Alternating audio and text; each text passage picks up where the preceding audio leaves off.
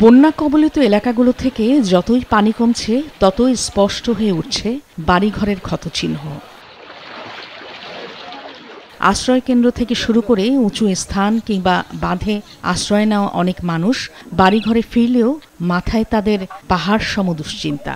কাদামাটিতে চারদিক একাকার, পানির তোরে নিশ্চিহ্ন হয়ে গেছে অনেক চুলা। তাই রান্না করে পরিবার পরিজনদের মুখে দুমুঠো আহার তুলে দেবে এমন অবস্থা নেই।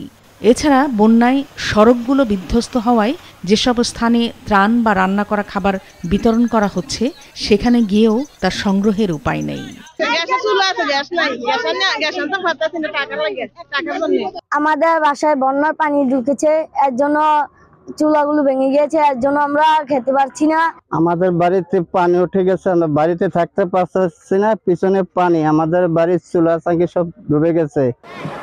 এদিকে দুর্গত এলাকার বিভিন্ন বাড়িঘর ও আশ্রয়কেন্দ্রগুলোতে বসবাসরতদের রান্না করা খাবার নিশ্চিতে এগিয়ে এসেছেন স্থানীয় লোকজন, স্বেচ্ছাসেবী ও বিভিন্ন সংগঠন। ব্যক্তি উদ্যোগেও চলছে সহায়তা।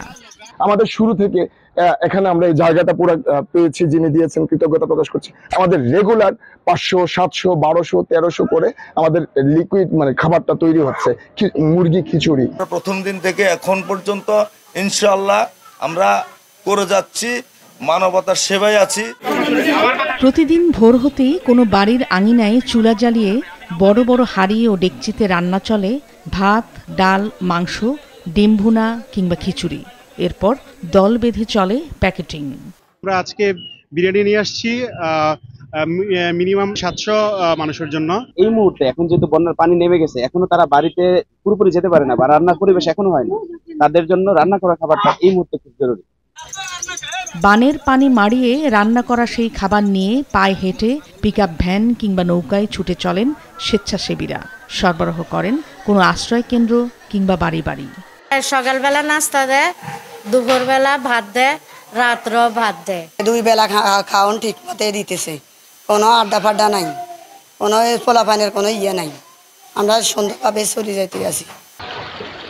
নাদিয়া আফরিন, মাছরাঙা নিউজ ডেস্ক।